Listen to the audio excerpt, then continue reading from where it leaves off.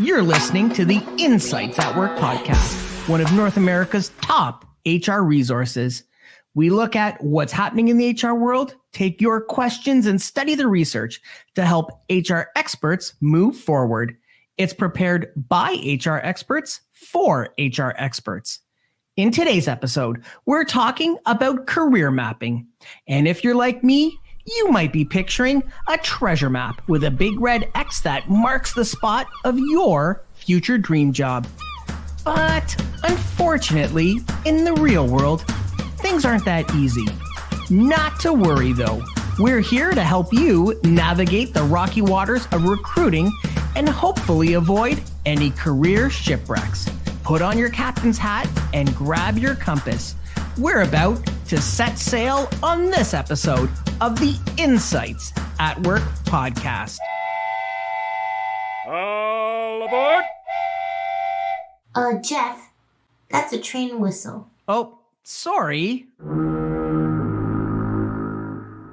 That's better. Let's dive in.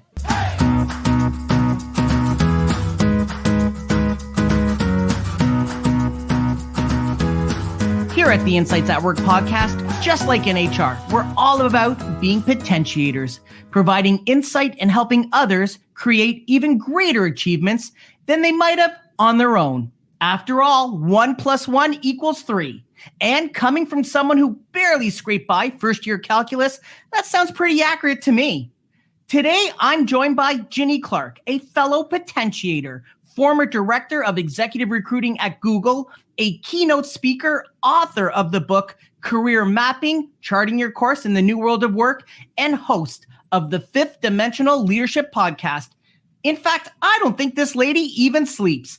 Welcome to the Insights at Work podcast, Ginny Clarke.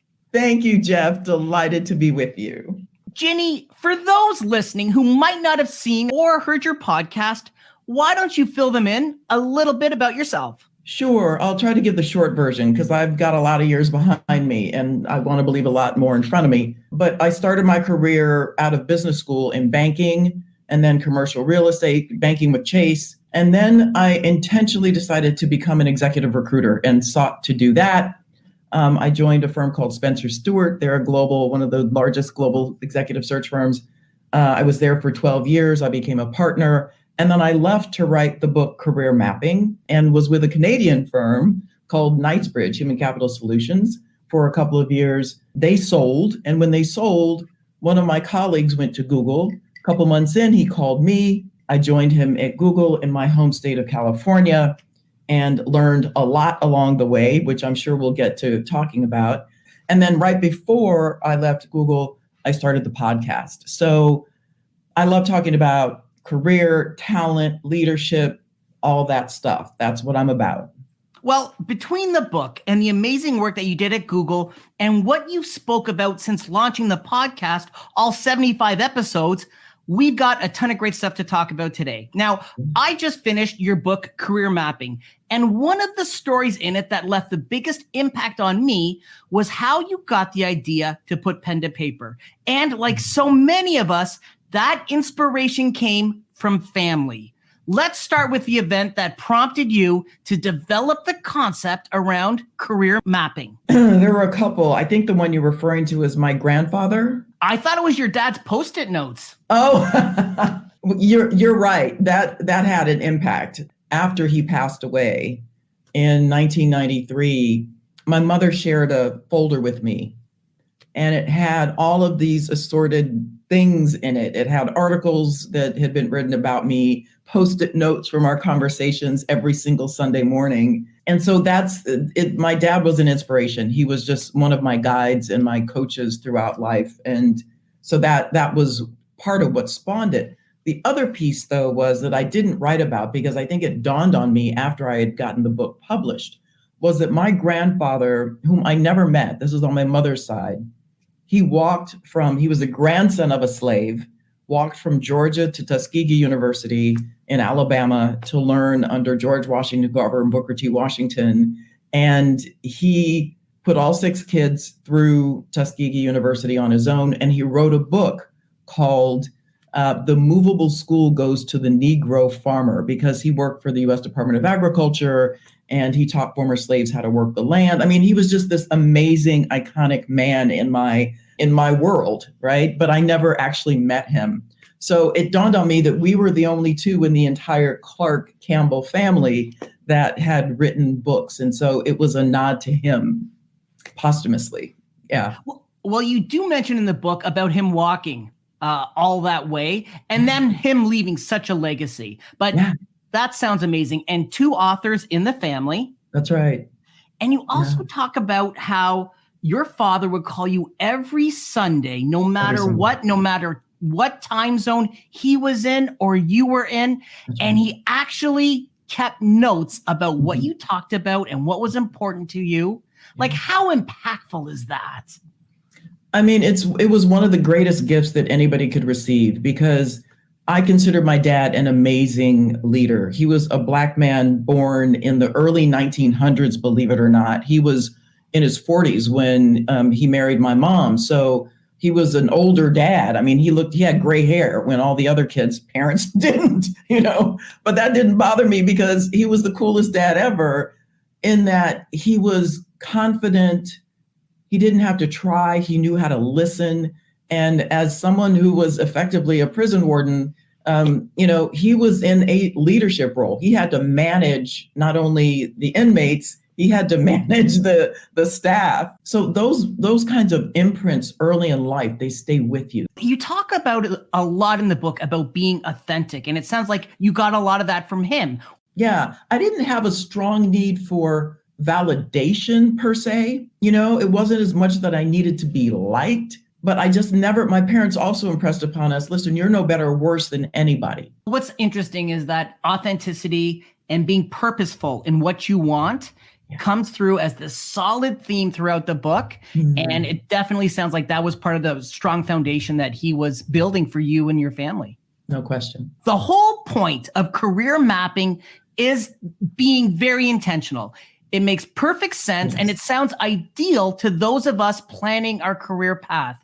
But at the end of the day, not many of us sit back or even have the luxury to consider our strengths and our passions and dedicate the time to identify the industry, the role, and the company we want to work at. After reading your book, I think you offer this great structure to follow that's going to help me and help our listeners be the master of our own destiny. Mm-hmm. Ginny, what's career mapping? Career mapping is a framework. And it's so funny, Jeff, because it wasn't until I was almost halfway through the book that I was laying it out. I had come up with a literal framework, boxes, right? A map to lay out all of these different elements of your past, the historical aspect, and then the aspirational piece. Where do you think you want to go? Because people just kind of go, well, that's what I've done, so this is where I have to go. I'm like, well, first of all, that's faulty thinking. And then I realized that I was mimicking the executive search process. So creating this discipline that determines what you want to do, what you're capable of doing, and where you want to do it makes perfect sense. And consciously choosing those specific companies where you believe you can be valued and satisfied working at is going to hopefully get you the job that you want. Yes. I'll never forget. Somebody called me once and said, I'm thinking about getting back in the job market. What's out there? And I just was like, what are you talking about? What's out there? What do you want? You want is out there, right? And I am executive recruiters are not like a multiple listing service. I don't know all of the jobs, right? I only know the ones that we've contracted with the employers to assist in filling. There are infinitely more jobs that are even on all those job sites, right? If you go directly to the company, sometimes they're not always posting. And if you're leveraging relationships inside of there, people can tip you off that here comes something that isn't out there yet. You'll ask your clients, hey, what's your dream job? A lot of us, when we look at what our career path is, it's like this pyramid, and we're thinking we're working towards this dream job. Mm-hmm. And that's going to be like the big last job that I land. But in reality, it's not like that. The typical career journey looks like, and you describe it as you're like hiking up and hiking down different mountains, and you're seeing different vistas. Absolutely. Let's hope so. At least that's what I want. I feel for those people, and I'm not judging. Please understand, there are people who went to school to be a whatever, right? And that's what they're doing, and they've done it for the entirety of their career. I hope they've been happy and fulfilled in doing that. And many people have been. Most people I know, and myself included, I changed paths multiple times. And some of it was because I was curious. There was stuff I didn't know growing up. And I don't think anybody knows everything about all of the possible roles and sectors that one can go into. And not to mention the fact that as you mature, you change. Your interests change, your capabilities change. All of these things start to evolve and develop that you didn't even know you were capable of. So why not leverage those and do something that even brings you joy? A dream job starts with a dream. And that resonated with me because it underlines how important it is to focus on what you want and where you want to do those things. Ginny, tell me more about the conversations you have where you're helping guide people to save time and get them into that dream job sooner. Well, it's really about kind of saying it's being able to listen and actually in many cases being kind of a mirror so that people can hear themselves saying things that they've never said to themselves before. Because I'm not going to tell you what you're supposed to do. And it's amazing how many people kind of think that that's what I'm going to do. Or I'm going to hand them a job and say, here, this is the perfect job. How the heck should I know what the perfect job for them is? And you're not who you were even 2 years ago. So the conversation was a lot of more questions than responses. If you want that, then why not this? That's actually quite adjacent to that. It's not far off. And then you learn how to speak your narrative to whichever organization. You learn how to write a resume. The resume is secondary to me, to the narrative. It's what you're saying that's compelling. And that's something that I learned for myself as I moved across these different industries and sectors and companies. Jeff, if I may, I want to clarify some language too, because I think I use the word competencies a lot. And I think people think that they're just the same as skills. And I think they're different. So I have two definitions I'd like to offer you and your listening audience, if I may. The first one is, and I say this in my speeches all the time because I don't think people appreciate it. Competencies are skills plus knowledge plus ability. Because somebody can teach you a skill, whether it's running a machine or creating a spreadsheet, whatever that is. Do you have the knowledge of the system of which you're a part? Do you have the ability, mental, physical, emotional ability to actually do it and even adjust how it's done in the moment? Because I often say, and I don't know if I really was this bold in the book, but come on, I know a lot of people who have amazing pedigrees who are not necessarily competent. At least they might not be competent either functionally, or usually it's one or the other. They might have great leadership competencies, which are different from functional competencies. Another way I think of competencies is, and this is the one that I created, it's how you do something. It's the deconstructed elements of how you do something. So people say, well, I've only worked in this industry. I don't care. Tell me what you did and importantly, how you did it. Break that down for me. So you ran a team of marketers. Walk me through how you did that. How did you lead them? What inputs were you getting? What was the level of interaction? Who were you interfacing with? Who were the big decision makers?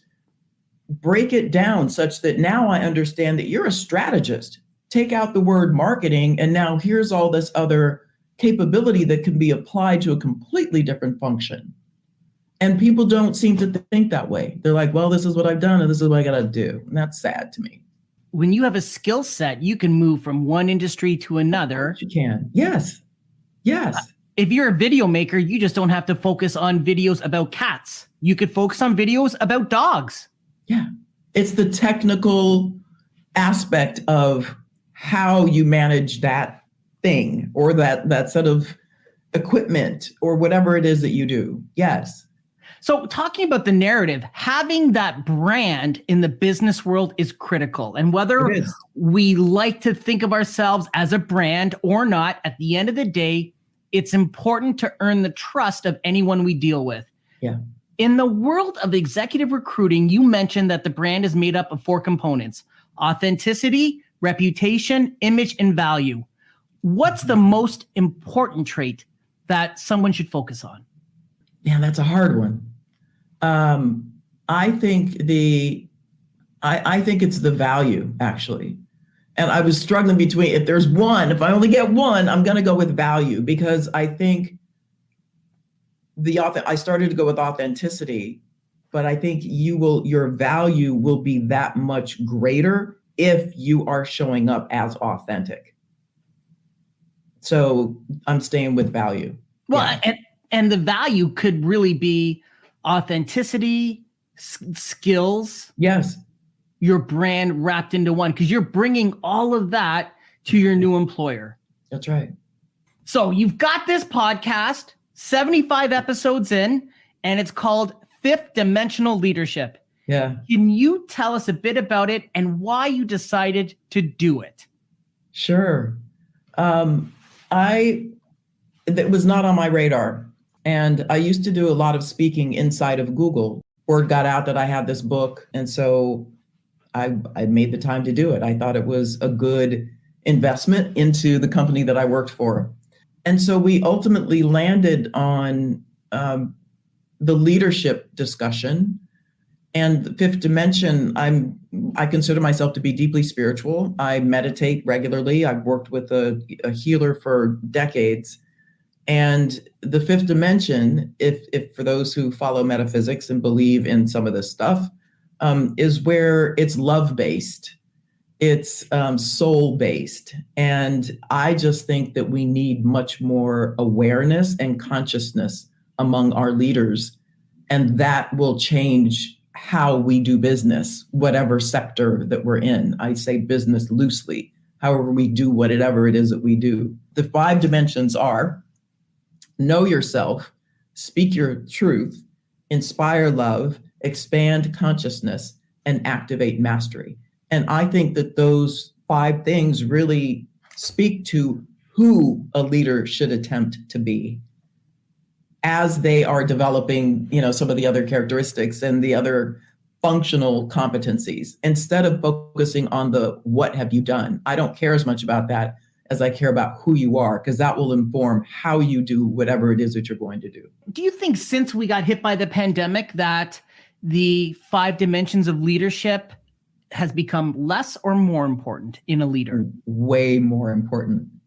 Way more important. I mean, we started, I don't remember exactly when it was, but as we're in the pandemic and remote work was the only way to get work done, it became apparent that we needed leaders, people who had empathy, who could connect on a human level. And I'll go so far as to say, I think that's why this happened. I'm a believer that everything happens for a reason. I might not always know or understand the reason, but I think that's what it is.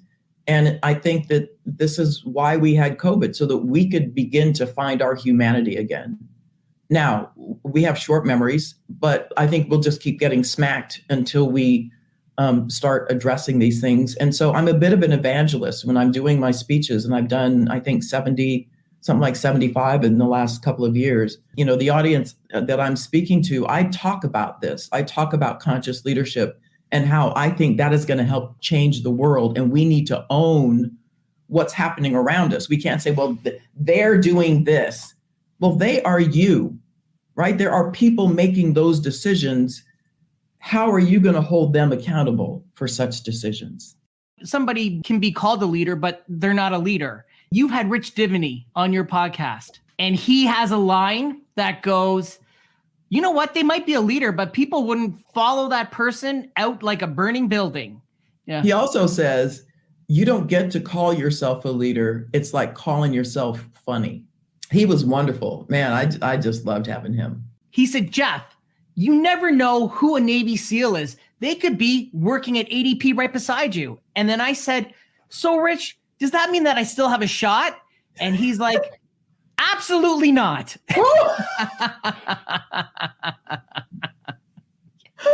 He's like, maybe in the movies. And I'm like, Rich, I doubt it's even in the movies I have a shot. He was honest. We respect that. I think being vulnerable and showing that vulnerability and being authentic, I think that's the quickest way that you get your team to support you, because they see that you're just like them and you have faults and you own up to them and you've got that accountability. And I think that's the quickest way to make big wins in leadership. No question. People, trust is waning. We've got a lot of toxic workplaces where, the young folks, we've got different generations who are looking for different kinds of treatment. And I think it's fine to expect to be treated with respect and to have leaders who care about you. That shouldn't be too much to ask. That's what I watched my father do. He was tough, but he cared. And I think we've gotten away from that and probably in the name of chasing shareholder value, which is sad. I couldn't wrap up the podcast without asking about your time at Google. Yeah. Google is often perceived from the outside as having a great culture that is progressive in many ways, both in terms of employee benefits and DE&I. Now, you've been under the hood of Google. Can you share some insights with us about the positives and the challenges around Google's culture? Yeah. Culture is many things. One of the things that leaving Google, I kind of said, I think their reputation and their brand is one thing. I think their culture is another. And in an organization that large, you're going to find micro cultures that are healthier than others, right? So it's hard to say for what's now, when I was there, it was around 120,000. Now it's more like 170, 75 or 80, I don't know, 180,000. It's hard to say that something that big has a singular culture. So I think that needs to be well understood. Their brand is ubiquitous. Some of the smartest people I ever met in my life. I don't think that, and most companies do this, I don't think they always assess and incentivize leadership behaviors. And that's why as a recruiter, that's what I look for in people, right? You can be brilliant, but if you're not an effective leader, you shouldn't be in that role, right? There are leaders and there are people sitting in leadership positions, two different things, okay? And so I think Google, because they're, with good reason, I understand how it happened. It's a young company, 25 years old. What is IBM, like 100 and something, right? By contrast. And so you've got these young startup guys with a great idea, and they would say, look, we're not corporate. We don't want to be that. Well, at some point, whatever the number is, but you're no longer counting the number of employees. I mean, I knew people who said I was employee number 57. Okay, at some point you're not going to count. Then you need to have some processes, some standards, some levels of accountability that are going to ensure that the culture is upheld. And I'm not sure they did that successfully. A lot of companies don't when they get to that scale, but I think that's because they weren't oriented that way. So the good part was I met some truly remarkable people at all levels, not because I did all this speaking, I got to meet a lot of young folks. I hired a lot of young people I had 3 separate teams concurrently. And so I was really impressed with the caliber of people that are attracted to Google. But I also think they need to make sure that as they mature, that they are holding themselves. And I think a lot of companies are, when you're printing money, basically, it's kind of easy to just be fast and loose. And now I think a lot of these big tech companies in particular are having to rein it in and build in some of these accountabilities for the good of all, right? It's not just about shareholder value. It's about, you want to keep attracting the best talent, you need to learn how to treat them, which means probably holding a lot of leaders to a higher level of accountability. Well, you talked about IBM, and IBM, certainly they've been around a long time and they've seen the ups and the downs. Yeah. And with Google only being around 25 years, they don't have the same approach to succession as a more established company would. No, and Silicon Valley itself was a bit of a club. I'm sure that doesn't come as a surprise, right? I mean, once you were kind of out there, you knew everybody, and so people would move. And I was vocal about that because I was in part responsible for diversity in executive recruiting. That's one of the reasons they hired me.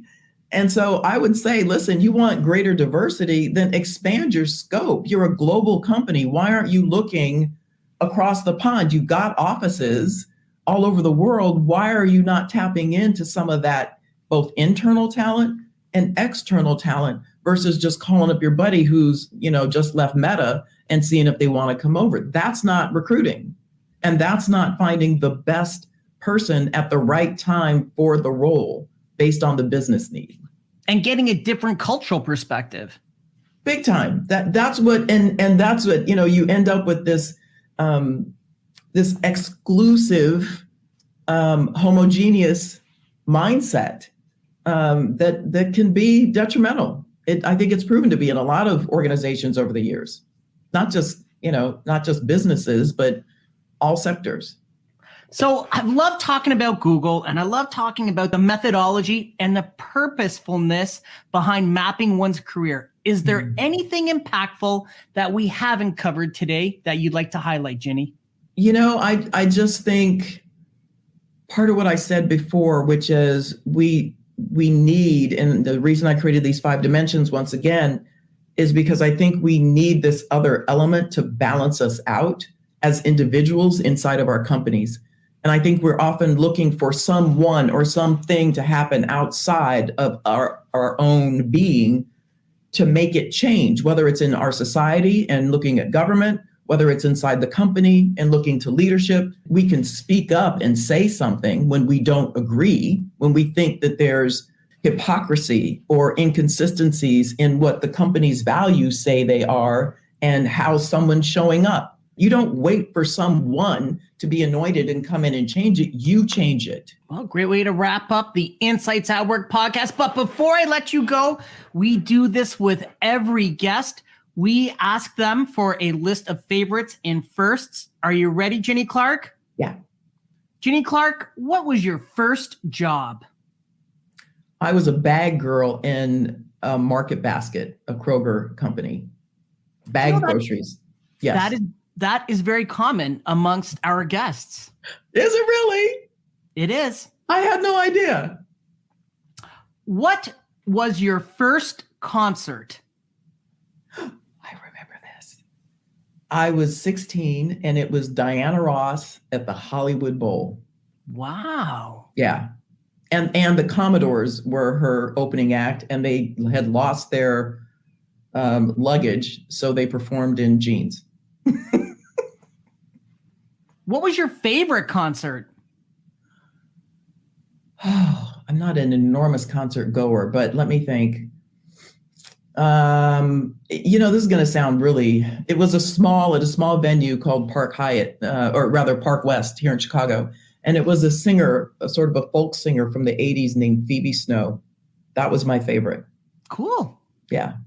What was your first car? Volkswagen Beetle Bug. And it was a automatic stick. It was weird. So you shifted gears, but it didn't have a clutch. Go figure. Yeah. A Volkswagen Beetle was my first car too. A baby blue 1973 Volkswagen Beetle. I love it. Ginny, what's your favorite piece of advice that you give to a young professional just starting out? I give them the advice that my father gave me, which is tell people what you want, which means that you need to know. And a lot of people don't know what they want. They're just kind of showing up and waiting to see what somebody's going to tell them. You tell them. Ginny Clarke, thank you so much. This has been just an absolute pleasure. It has been great having you on the Insights at Work podcast. What a delight. Thank you so much, Jeff. You're wonderful. And with that, it looks like we've run out of racetrack. Thanks so much for listening to the episode. If you've enjoyed it, please share it with your friends and colleagues so they can benefit from it as well. If you find the Insights at Work podcast worthy, please go on to iTunes and give us a cool rating with a nice review. We certainly appreciate it. And if there's something that you would like me to discuss around this big world of HR and all things business, give me a shout. You know how to reach me on social media or through LinkedIn. In the meantime, stay healthy and be kind. We'll see you soon on the next episode of the Insights at Work podcast.